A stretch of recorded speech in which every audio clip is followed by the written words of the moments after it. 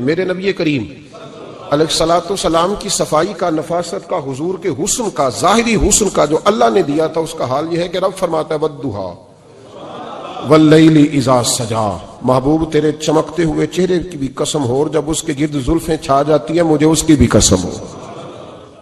اور حضرت عبداللہ بن رواحہ نبی پاک کے صحابی ہیں، وہ فرماتے ہیں کہ حضور کوئی معجزہ نہ دکھاتے، نہ چاند توڑتے، نہ ڈوبا سورج موڑتے، نہ درختوں سے کلمہ پڑھواتے، کوئی معجزہ نہ دکھاتے، پھر بھی نبی پاک کا چہرہ اتنا خوبصورت تھا کہ لوگوں نے دیکھتے جانا تھا اور کلمہ پڑھتے جانا تھا۔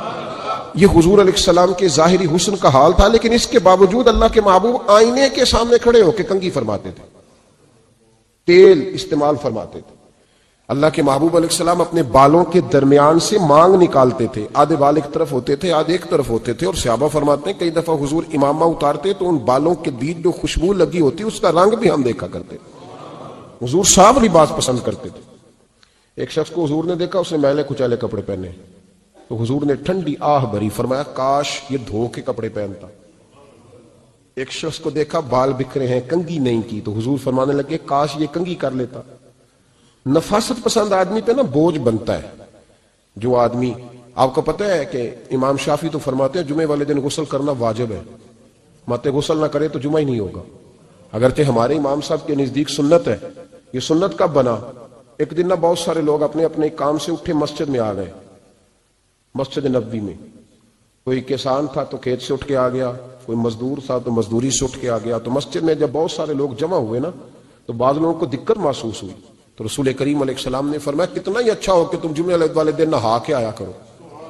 بس وہ صحابہ کا مزاج ہمارے والا نہیں تھا کہ تفصیل بتائیں، حکمت بتائیں، ملے گا کیا، ثواب کتنا، نہ نہائیں تو گناہ، یہ کوئی نہیں۔ حضور نے کہا کہ نہا کے آؤ تو کتنا ہی اچھا ہے۔ پھر کسی صحابی نے کبھی بھی بغیر غسل کیے جمعہ ادا ہی نہیں کیا، کسی نے بغیر غسل کے کبھی جمعہ ادا ہی نہیں کیا نا۔ اسلام بڑا خوبصورت دین ہے۔ حضور نے فرمایا جو کچا پیاز کھائے وہ مسجد نہ آئے، پہلے مسواک کرے، دانت صاف کرے، پھر آئے۔ نبی پاک صلی اللہ علیہ وسلم نے فرمایا جو کچی مولی کھائے مسجد نہ آئے۔ مولی کھانا جائز ہے، پیاز کھانا جائز ہے، لیکن منہ سے بدبو آتی ہے۔ نبی پاک علیہ السلام کا ظاہری حسن کیا بات ہے۔ میلاد مبارکہ میں نبی پاک علیہ السلام کی جو چیز بڑی کھل کے واضح آتی ہوتی ہے وہ رسول اللہ کا حسن و جمال ہے۔ آپ کی والدہ سیدہ طیبہ طاہرہ حضرت سیدہ آمنہ رضی اللہ تعالیٰ، اماں جی کہتی ہیں کہ میرے محبوب جب میرے بطن اقدس میں آئے تو جو تکالیف عورتوں کو ہوتی ہے مجھے ان میں سے کوئی تکلیف بھی نہیں ہوئی، اور اماں جی کہتی ہیں مجھے کبھی کوئی سکل، کوئی بوجھ محسوس نہیں ہوا، اور فرماتی ہیں کہ جو ولادت کے وقت لوگوں کو، عورتوں کو تکلیف ہوتی ہے مجھے وہ بھی نہیں ہوئی، اور فرماتی ہیں کہ نبی کریم علیہ السلام پیدا ہوئے تو ہمیں حضور علیہ السلام کی ناف کو کاٹنا نہیں پڑا، ناف بریدہ پیدا ہوئے، ختنہ شدہ پیدا ہوئے۔ آپ کو پتہ ہے عورتیں غسل دیتی ہیں بچے کو پیدا ہونے کے بعد، لیکن میرے محبوب نے سجدہ ہی کر لیا پیدا ہوتے ہی، امتی امتی کہتے ہوئے پیدا ہوئے۔ حق نے فرمایا کہ بخشا الصلاۃ والسلام، اور پہلے سجدے پر روز ازل سے درود۔ میرے امام فاضل بریلوی کا جو انداز تکلم ہے نا، اس کی بھی حد ہی کوئی نہیں، کوئی حد ہی نہیں، کہاں تک ان کی محبت جاتی۔ کہنے لگے پہلے سجدے پہ روز ازل سے درود، یادگاری یہ امت پہ لاکھوں سلام، یادگاری یہ امت پہ لاکھوں سلام۔ بتائیے بغیر وضو کے، بغیر غسل کے سجدہ ہو جاتا ہے؟ تو حضور نے سجدہ کر کے بتایا کہ اللہ نے مجھے پاک صاف پیدا کیا ہے۔ نبی پاک صلی اللہ علیہ وسلم کی والدہ نے جب یہ باتیں ارشاد فرمائیں تو لوگوں نے پوچھا ان سے کہ اماں جی پھر آپ ایک جملے میں بتائیں کہ ماجرا سارا کیا تھا، آخر ایک ولادت تو ہوئی نا، آپ کے وجود اطہر سے ایک بچہ تو نکلا، تو یہ کیا تھا؟ تو سیدہ آمنہ فرمانے لگی خرج منی نور، بس میرے وجود سے ایک نور نکلا، بس میرے وجود سے ایک، اور روشنی آتی رہتی ہے تو کسی کو تکلیف نہیں دیتی، ایک نور نکلا۔ میرے رسول کریم علیہ السلام کو ظاہری حسن بھی کمال دیا، اور پھر حضور کی نفاست پسندی، صفائی پسندی۔ نبی پاک جب بات کرتے تھے نا تو حضور کے دانتوں سے نور نکلتا، اس کے باوجود حضور ہر وضو کے لیے مسواک کرتے۔ میں نے ہر نماز کے لیے نہیں کہا، میں اپنے لفظوں کا ذمہ دار ہوں۔ کس کے لیے بولے آپ حضرات؟ ہر وضو کے لیے، یعنی اگر نبی پاک نے وضو نماز کے لیے کیا تب بھی مسواک کی، اور اگر قرآن شریف کی تلاوت کے لیے کیا تو پھر بھی مسواک کی، کسی اور موقع کے لیے وضو فرمایا تو پھر بھی مسواک کی۔ اور سیدہ عائشہ فرماتی ہے جب بھی حضور گھر سے نکلنے لگتے پہلے مسواک فرماتے۔ حالانکہ رسول پاک کے دندان اقدس تو نور والے تھے، ضرورت ہی نہیں تھی، ہماری تعلیم کے لیے نفاست پسندی. ایک بات میں نے شروع کرنی ہے پر آپ نے ناراض نہیں ہونا, پہلے وعدہ کر لیں. جڑے نہیں بولے انہوں نے کی ارادہ ہے, ہو جانا ہے, چلو ہو جائے, کوئی گل نہیں, خیر ہے, ہو جائیں آپ ناراض. نبی پاک نے بڑی مونچھیں نہیں پسند کی, حضور کو اچھی نہیں لگتی تھی. ایک بات پوچھتا ہوں آپ سے, یہ درد دل ہے میرا اور صرف سمجھانے کے لیے عرض کر رہا ہوں, کوئی تنقید نہیں. اللہ تعالیٰ مجھے نیت کا وضو عطا کرے. ایک بات بتانا, اگر بہو کھانا پکا کے لائے اور سالن سے بال نکل آئے تو پھر اس کا کیا حال ہوتا ہے؟ کئی تو بوڑھے پلیٹ اٹھا کے دیوار میں مارتے, ایسا ہی ہوتا ہے نا, یہ کیا ہے؟ اور اگر کبھی روٹی سے نکل آئے تو بیوی صاحبہ کا کیا حال ہوتا ہے؟ یہ کوئی طریقہ ہے کھانا پکانے کا؟ اور اللہ تعالیٰ معاف کرے, اگر کبھی ہوٹل میں چلے جائیں امیر لوگ 15,000 کا ڈنر کرنے, تو وہاں کسی سالن کی پلیٹ سے بال نکل آئے تو پھر تو پیسے کیا دینے ہیں, پھر تو ان کو اور جرمانہ ہو جاتا ہے. یہ تو سارے بال نکل آئے تو مشکل. اور ویسے بھی جو نفاست ہے نا طبیعت کی, اس پر بوجھ بنتا ہے. بال کھانے میں ہو, آٹے میں ہو, تو بوجھ بنتا ہے. تو بڑی مونچھوں والا دوست, بھائی, بزرگ جب پانی پیے گا تو بال پانی میں جائیں گے کہ نہیں جائیں گے؟ حکیم اور ڈاکٹر کہتے ہیں کہ کینسر کے مرض کا خطرہ ہے. اب باقی بھی راضی نہ ہو, حضور نے بڑی مونچھیں بھی پسند نہیں کی اور چھوٹی داڑھی بھی پسند نہیں کی. حضور نے فرمایا داڑھیاں بڑھاؤ, مونچھوں کو پست کرو, مشرکین کی مخالفت کرو. اور ایک مقام پہ رسول پاک علیہ السلام نے یہاں تک فرمایا کہ جو مونچھیں پست نہیں کرتا وہ ہم میں سے ہے ہی نہیں. نے سخت لفظ. ایک صحابی تھے, آپ یقین کریں نا, کئی دفعہ دوستوں کو کہنا پڑتا ہے اور کئی دفعہ نا مجھے محسوس ہوتا ہے کہ یار ہم روز ہی کہتے ہیں, لیکن کہتے پتہ کیوں ہے کہ بوجھ بنتا ہے وہ بندہ جو اس طرح کی تباہ کے ساتھ آتا ہے, جو حضور نے پسند نہیں کیا.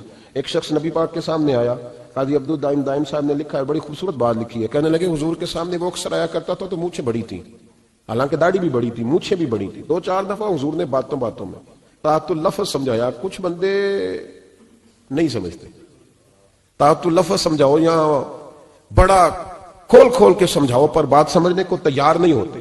پتہ نہیں کیا ایسا حسن ہے بھئی, جو حسن نبی پاک نے پسند نہیں کیا وہ کبھی حسن ہو سکتا ہے, کبھی خوبصورتی ہو سکتی ہے. وہ کسی کا ذاتی کلچر تو ہو سکتا ہے پر دین کی تہذیب نہیں. نبی کریم علیہ السلام نے کئی دفعہ سمجھایا تو ان کی سمجھ میں بات نہ آئی. ایک دن وہ بیٹھے ہوئے تو حضور نے ایک صحابی سے فرمایا کینچی لاؤ. کہنے لگے میں سمجھ گیا کہ میرے ساتھ کچھ ہونے لگا ہے. ساتھ ہی حضور نے فرمایا ایک مسواک بھی لانا. کہنے لگے میں نے کہا بچت ہو گئی, میرے تو دانت صاف ہے. تو یہ شاید اس کی بات ہونے لگی ہے جس کے دانت بھی ٹھیک نہیں. دونوں چیزیں جب آ گئی نا تو حضور اٹھے اور نبی پاک نے مسواک ان کے ہونٹوں پہ رکھی. اسی سے آبی ہونٹوں کے اوپر مسواک رکھ کے تو اوپر سے حضور نے مونچھیں کاٹ لی. فرمایا یہ نہ ایسا کرو, یہ چیز مجھے پسند نہیں ہے. حضور نے نفاست پسندی کو. اب تو اللہ تعالیٰ خیر کرے, ملانگا آ گیا مارکیٹ میں, ملنگ, درویشی, فقیری, اور ان کے پاس رش بھی زیادہ ہے, ان کے درباروں پہ بھی رش زیادہ ہے. جی کہتے ہیں حضرت صاحب درویش آدمی ہے. بھئی روٹی تو پورے ٹائم پہ کھاتا ہے, مونچھیں کٹوانے میں ہی درویش ہو گیا ہے. نہ بال کٹواتا ہے نہ مونچھیں کٹواتا ہے. یہ گرو نانک کی تعلیمات ہیں, یہ نبی پاک کی تعلیم نہیں. وجود کا کوئی بال نہ کٹوانا یہ سکھوں کا طریقہ ہے, مسلمانوں کا یہ انداز. یہ کدھر کی فقیری ہے؟ دین کوئی غلاظتوں والا ہے معاذ اللہ, کہ بابا کپڑے نہیں بدلتا, بابا غسل نہیں کرتا, بابا بال نہیں کٹواتا. بابا ہے, پاگل ہے. قطعی طور پر کوئی فقیری نہیں. فقیری صرف وہ ہے جو میرے نبی نے کیا ہے صلی اللہ تعالی. اس منبر پر بیٹھنا فقیری ہے چونکہ حضور ہر جمعے بیٹھا کرتے تھے.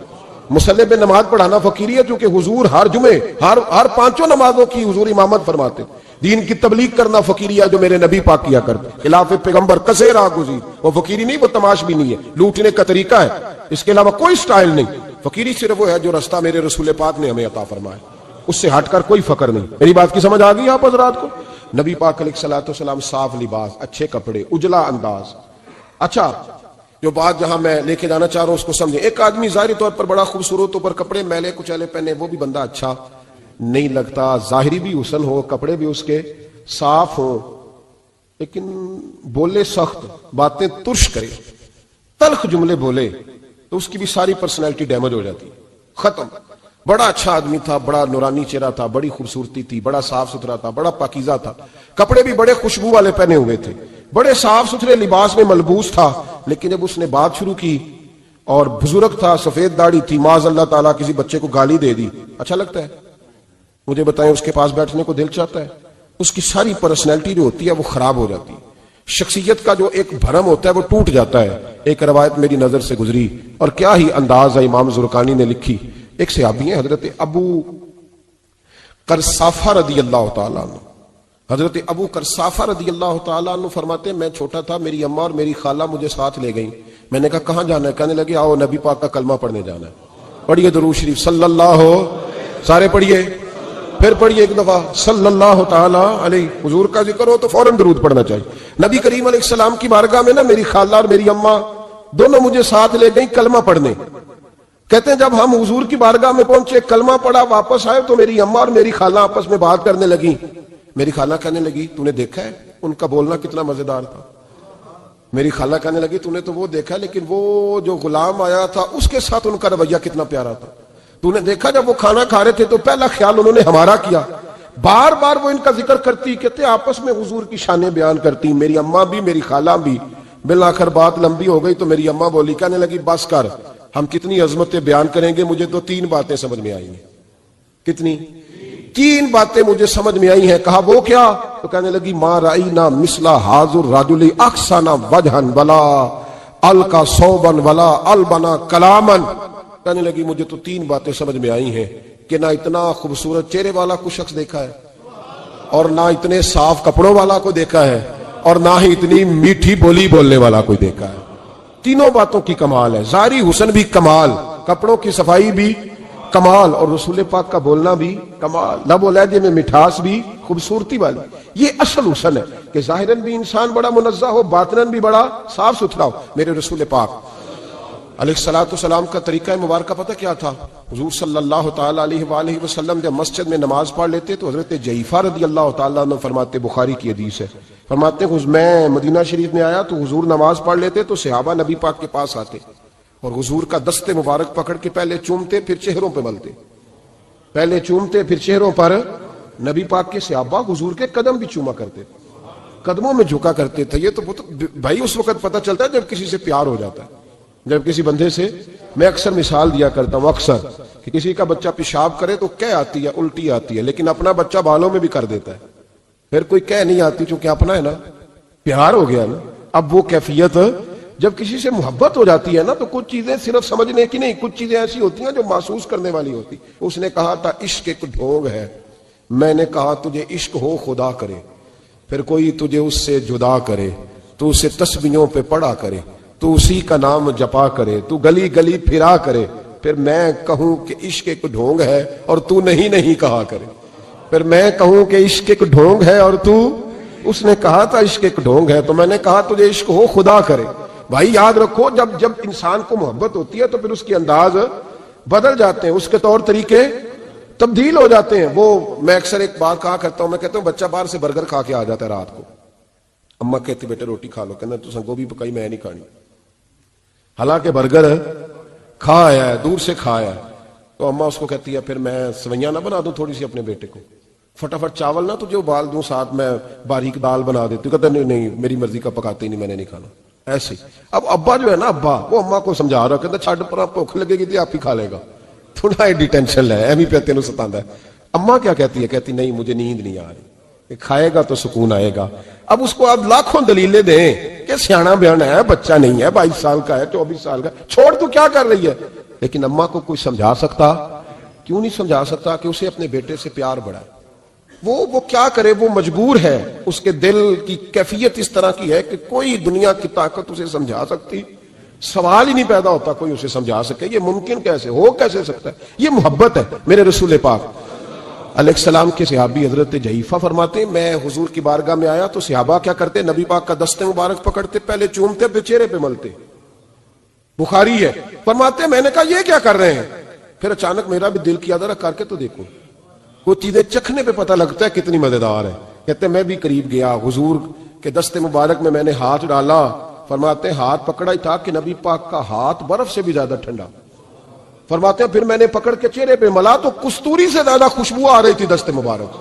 فرماتے ہیں اب میرا چھوڑنے کو دل ہی نہیں کر رہا تھا، اب میری طبیعت نہیں مان رہی تھی۔ میرے نبی کریم علیہ السلام اللہ کی دلیل ہیں، ہر پاکیزگی، ہر حسن، ہر کیف اللہ نے اپنے رسول کو عطا فرمایا۔ دنیا کی جتنی غلاظتیں تھیں جب کوئی حضور کے قریب جاتا تھا تو ساری غلاظتیں دور ہو جاتی۔ کما ارسلنا فیکم رسولا منکم یتلو علیکم آیاتنا ویزکیکم، اللہ فرماتے ہیں میرے محبوب تم پر میری آیتیں پڑھیں گے اور تمہیں پاک فرما دیں گے۔ تمہاری ساری ناپاکیاں نبی پاک دور کر دے، ہر غلاظت تم سے دور ہٹ جائے۔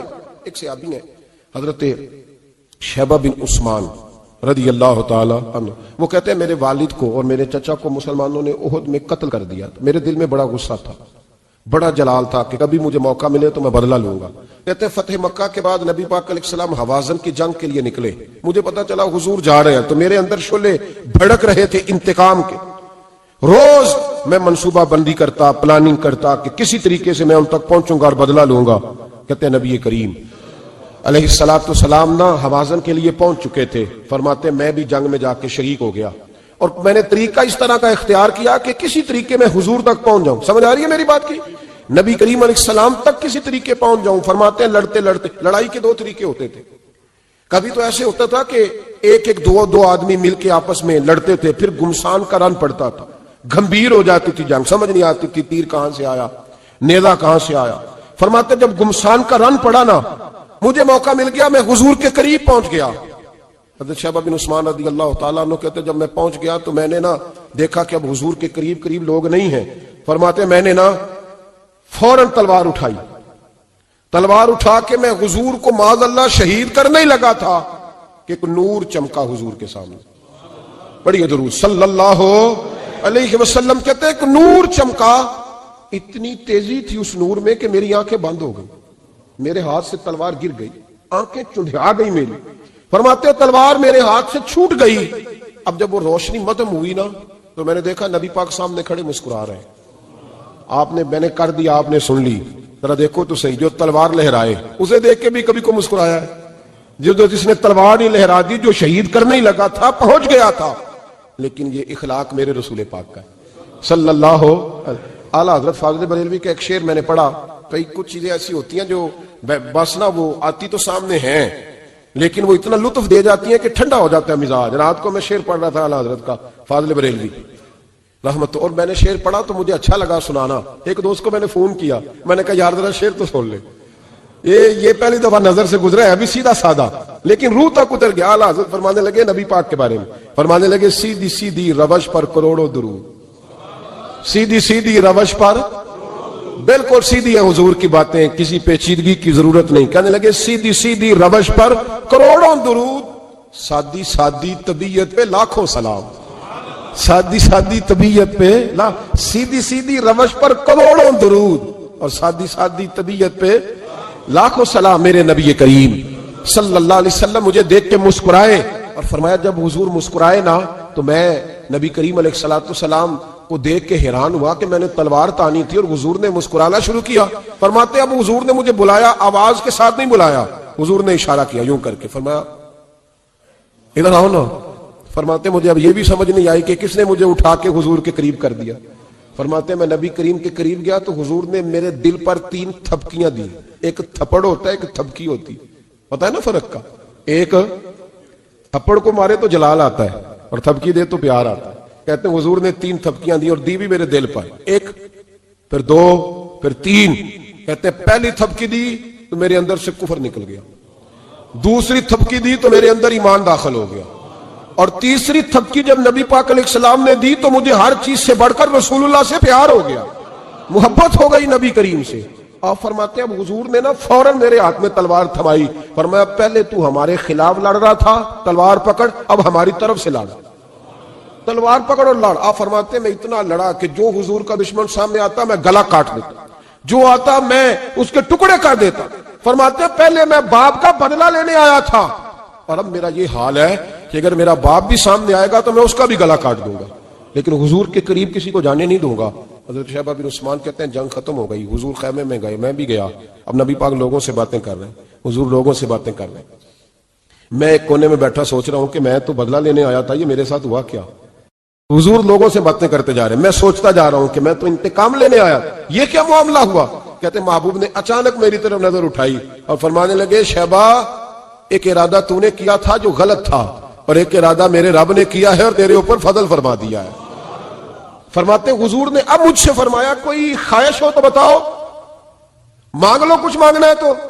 میں نے عرض کی یا رسول اللہ میری بخشش کی دعا کر دیں، بڑا میرا خوفناک ماضی ہے، میں اسلام کا بڑا دشمن رہا ہوں، حضور دعا کر دیں یاد ماضی عذاب ہے یا رب، چھین لے مجھ سے حافظہ میرا، یا رسول اللہ بڑے گناہ ہیں میرے، دعا کر دیں۔ کہتے میں نے دعا کے لیے کہا اور حضور پھر دوسرے لوگوں سے باتیں کرنے لگے، کبھی اس سے کبھی اس سے کبھی اس سے۔ میں سوچنے لگا کہ میری بات کا کوئی جواب نہیں آیا۔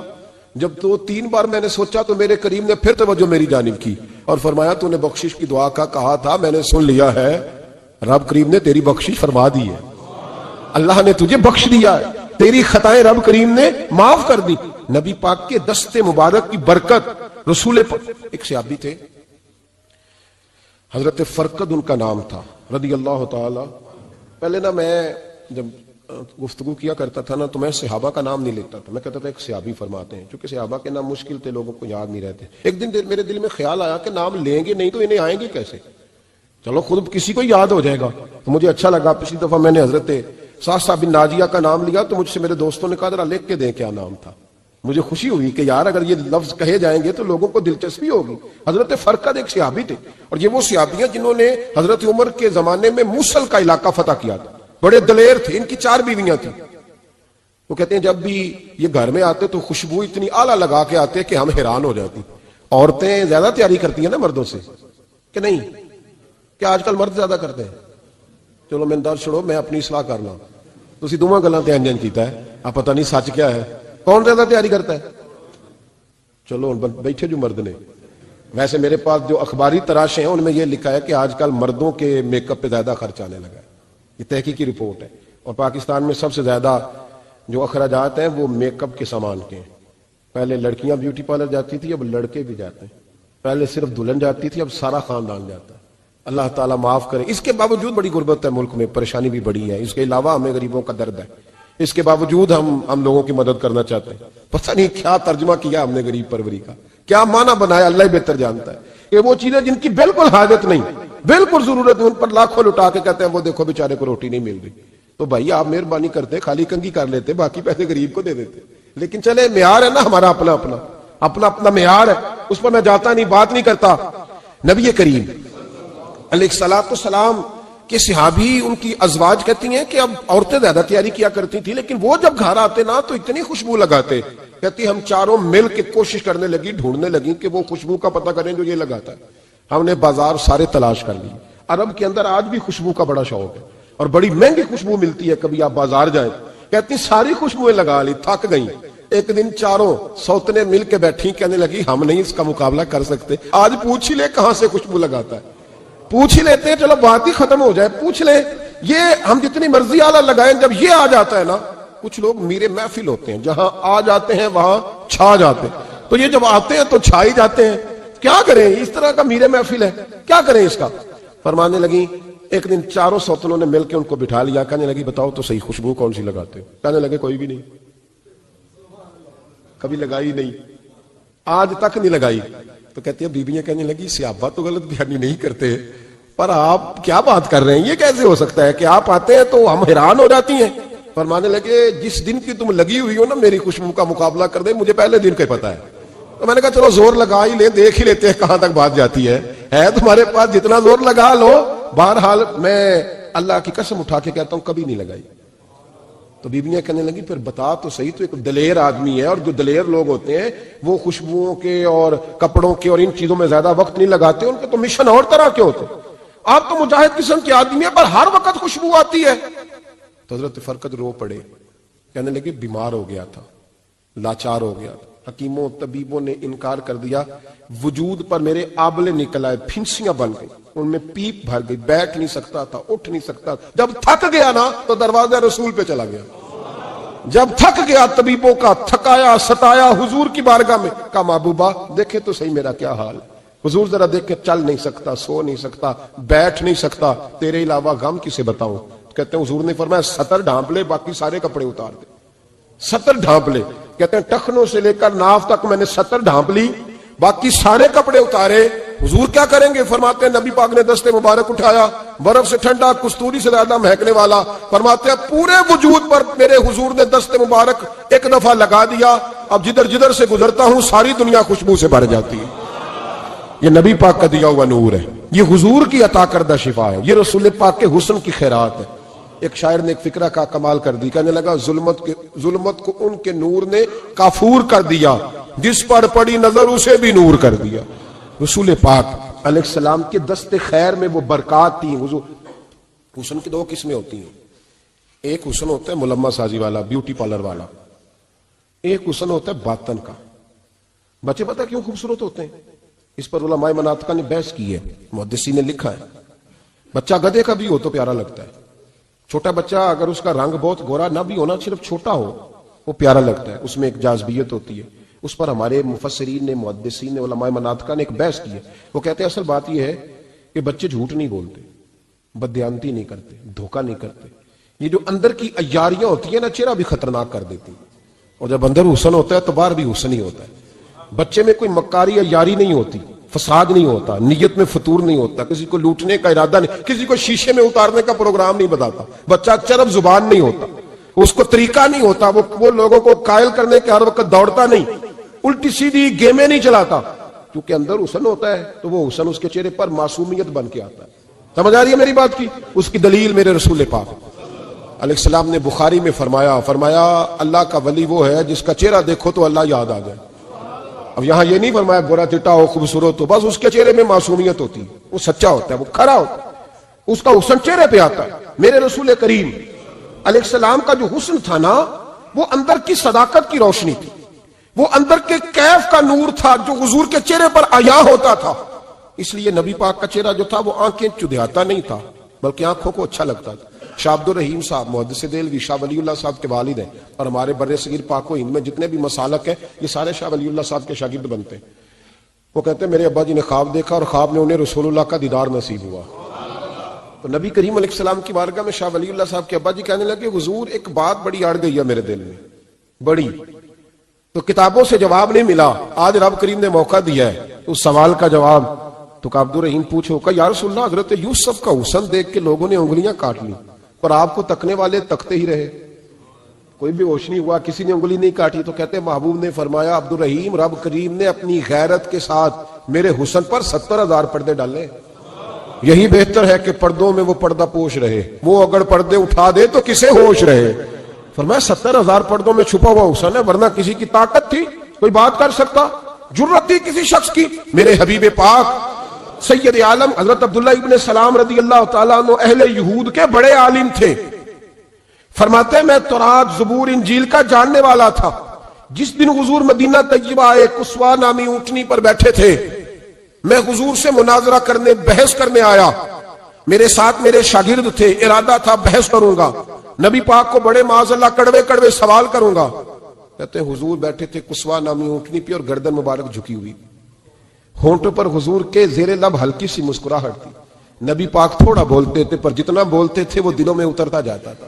فرماتے ہیں میں جب گیا نا، میرے شاگرد ساتھ تھے، مناظرہ کرنے گیا، مناظرہ، شاگرد ساتھ تھے۔ فرماتے ہیں میں بڑے سوالات تیار کر کے گیا، پر حضور گھوڑے پہ بیٹھے تھے۔ دو باتیں میں نے سنی، حضور نے فرمایا رشتہ داروں سے اچھا سلوک کرو، اپنے غلاموں کا خیال کرو۔ کہتے ہیں وہ شاگرد مجھے دھکے دینے لگے، کہنے لگے چلو استاد جی آگے ہو، کرو سوال، چلو نا آگے بڑھو نا آگے۔ یہ کئی دفعہ نعرے لگانے والے بھی مروا دیتے ہیں نا، چلو نا چلو آگے چلو، بڑھو آگے، کرو بات، آؤ نا۔ کہتے میں ذرا آگے بڑھا، دھکا دیا انہوں نے۔ فرماتے میں آگے بڑھا اور میں نے قریب محبوب کے قریب جا کے کہا حضور مجھے کلمہ پڑھا دے، میں مسلمان ہونے آیا ہوں۔ یعنی عام آدمی تو قائل ہو جاتا ہے عالم اور تورات زبور انجیل کا جاننے والا، حضور کلمہ پڑھائیں۔ کہتے میں واپس آیا نا کلمہ پڑھ کے، تو شاگرد کہنے لگے استاد جی آپ تو مناظرہ کرنے آئے تھے، یہ کیا ہوا؟ تو یہ لفظ ہے حضرت عبداللہ ابن سلام کے، فرمانے لگے تم نے نبی پاک کا چہرہ نہیں دیکھا، ان کی آنکھوں کی روشنی نہیں دیکھی، تم نے چہرے کی معصومیت نہیں دیکھی، لب و لہجے کا وقار نہیں دیکھا؟ کتنے دنوں کے تھکے ماندے آج وہ مدینے پہنچے، پر ان کے لب و لہجے میں کوئی اکتاہٹ، کوئی تھکاوٹ، کوئی لفظوں میں جھول تم نے دیکھا ہے؟ فرمانے لگے جس کا اس طرح کا چہرہ ہوتا ہے وہ جھوٹا نہیں سچا ہوا کرتا ہے۔ میرے نبی پاک علیہ السلام کے غلام حضرت طارق بن عبداللہ رضی اللہ تعالیٰ عنہ فرماتے ہیں کلمہ پڑھنے سے پہلے ایک دفعہ ہمارا سارا قبیلہ تجارت کے لیے نکلا تھا، اور اس وقت منظر یہ ہوتا تھا کہ ہم اپنی عورتوں کو بھی ساتھ لے جاتے تھے، 6 مہینے سفر کرنا ہوتا تھا، اونٹ گھوڑے ہم بیچا کرتے تھے، عورتیں بھی ساتھ رہتی، کھاتے بھی پکاتے بھی۔ کہتے ہیں ایک سفر سے ہم واپس آ رہے تھے تو مدینے کے باہر صحرا میں ہم نے پڑاؤ کیا، اکیلے رسول پاک صلی اللہ، پھر ایک دفعہ پڑھیے گا، ایک دفعہ پھر کہیے گا صلی اللہ تعالی علیہ وسلم. کہتے ہیں نبی پاک تنے تنہا اکیلے حضور نہ سیر کرتے کرتے کرتے کرتے ہمارے قافلے کے پاس سے گزرے, خیمے لگے تھے, پڑاؤ کیا, محبوب تشریف لے آئے. کہتے ہیں حضور سید عالم صلی اللہ تعالی وسلم تشریف لائے. کوئی قبیلے میں سے قافلے میں سے حضور کو جانتا نہیں تھا. ایک سرخ رنگ کا اونٹ تھا ہمارے سردار کا جو بکنے سے رہ گیا تھا, بڑا خوبصورت. کہتے ہیں نبی پاک کو پسند آ گیا. حضور پوچھنے لگے تم کون ہو؟ قاضی مسافر ہے. کہاں سے آئے ہو؟ فلاں جگہ سے آئے ہیں. کس لیے آئے ہو؟ ہم تجارت کی غرض سے نکلے. اونٹ بیچو گے؟ بیچنا ہے. کتنے کا سودا طے ہوا؟ اس نے کہا اتنے لینے, حضور نے کہا اتنے دینے ہیں. بات طے ہو گئی. کہتے ہیں لگام حضور نے پکڑی اور فرمانے لگے وہ سامنے میرا شہر ہے جس کا نام مدینہ, وہ میرا شہر ہے. میں ابھی مدینے جاتا ہوں, اپنے غلام کو بھیجتا ہوں اور تمہیں آ کے نہ قیمت دے جاتا ہے. محبوب گھوڑے کی لگام تھا, اونٹ کی لگام تھامے, نکیل تھامے, اونٹ تھا سرخ رنگ کا. حضور لے کے جب نکلے نا, تھوڑا سا چند قدم آگے گئے تو ان میں سے ایک شخص بولا, کہنے لگا سردار آپ سیانے لوگ ہیں, سمجھدار ہیں. اس شخص کا نام پوچھا آپ نے, قبیلہ پوچھا ہے, ایڈریس کا پتہ ہے کہاں رہتا ہے, اتنا قیمتی اونٹ دے دیا. سردار بھی کہنے لگا, سارے کہنے لگے یار ان کی باتوں میں اتنی لذت تھی, ان کے گفتار و رفتار اتنی باوقار تھی, مزیدار تھی کہ ہوش ہی کوئی نہیں رہا. بھئی ہم پرانے تاجر ہیں, کبھی اس طرح کا سودا کیا ہی نہیں جس طرح کا آج ہو گیا. اوہو واقعی کچھ نہیں یاد رہا, کوئی سمجھ نہیں آئی. وہ بھی نظر آ رہے, ایک آدمی دوڑ کے جاؤ, دوڑ کے اور جا کر کے نا ان سے کہو, بڑی جائز بات ہے, وہ ناراض بھی نہیں ہوں گے. ان سے ایک شخص کہو کہ بھئی اونٹ دے جاؤ, پیسے لے آنا اور اپنا مال لے جانا, دوڑ کے جاؤ. ایک شخص دوڑنے لگا تو سردار کی بیوی خیمے کے اندر تھی, پردے کے پیچھے سے بولی, کہنے لگی خبردار کوئی پیچھے نہ جائے, اگر پیسے مل گئے تو ٹھیک ہے, نہ ملے تو میں دے دوں گی, کوئی پیچھے نہ, کوئی نہ جائے پیچھے. سردار کہنے لگا تو جانتی ہے؟ کہنے لگی نہیں. کہا گارنٹی کیوں دے رہی ہے؟ تو کہنے لگی تم نے ان کا چہرہ نہیں دیکھا, تم تو سودے کر رہے تھے, میں پردے کے پیچھے سے دیکھ رہی تھی. پیر مہر علی شاہ صاحب کو کسی نے کہا تھا نبی پاک کا حلیہ بیان کرے, بتائیں حضور کے کان مبارک کیسے تھے, آنکھیں کیسی تھی, ناک مبارک کیسی تھی, بینی مبارک کیسی تھی. تو پیر مہر علی شاہ صاحب کہنے لگے کوئی مثل نہیں ڈھولن دی. کہنے لگے مجھ سے نہیں بیان ہوتا حضور کا حلیہ, کوئی مثل نہیں ڈھولن دی. تو چپ کر مہر علی, ایتھے جا نہیں ہوں بولن دی, بس کر, تو بیان کر سکتا ہے اتنی طاقت. اعلیٰ حضرت نے کہا لم یاتی نذیر کفی ناظرن مثلے تو نشد پیدا جانا. حضور مثال تو تب آپ کی بنے گی نا, کوئی آپ کی طرح کا پیدا تو ہوگا, تبھی مثال بنے گی. تو جب ہوا ہی نہیں تو مثال کیسے بنے گی؟ کہنے لگی کوئی نہ جائے, نہ پیسے آئے تو میں دے دوں گی. میں تو پردے کے پیچھے سے دیکھ رہی تھی, ان کے چہرے کا وقار دیکھا, ان کی آنکھوں کی روشنی دیکھی, ان کے لفظوں کا حسن دیکھا. تم 50 باتیں کرتے تھے, وہ ایک جواب دیتے تھے اور گنے چنے لفظ بولتے تھے. ان کی سادگی کا وقار دیکھا. جانے دو, نہ پیسے آئے تو میں دوں گی. کہتے ہیں حضور گئے, تھوڑی دیر کے بعد ایک کالے رنگ کا حبشی غلام آیا, پیسے بھی پکڑے اور اپنی چادر میں نا کھجورے باندھ کے تو پیچھے ڈالی ہوئی. وہ دیہاتی لوگ پیچھے نہیں ڈال لیتے, کھجورے ڈال کے پیچھے. کہتے ہیں وہ آئے اور ان کے آنے کا انداز بھی بڑا نرالا تھا. کہتے ہیں وہ جھومتے جھومتے اللہ کا ذکر کرتے, اللہ الصمد کرتے پہنچ گئے اور آگے کہنے لگے تم سے میرے نبی نے اونٹ خریدا؟ تم سے؟ کہا ہم سے خریدا ہے. کہنے لگے یہ تمہارے پیسے؟ اور پھر چادر کھول کے صحرا پہ بچھا دی. کہنے لگے یہ تمہارے پیسے اور کھجورے کھاؤ, میرے نبی نے تحفہ بھیجا ہے, کھاؤ, حضور نے تحفہ بھیجا ہے. تو وہ سردار کی بیوی اوٹ ہٹا کے کہنے لگی, وہ کالے رنگ کے حبشی غلام, انہیں کھجوریں کھلا اور مجھے اس عزت والی ماں کا نام بتا.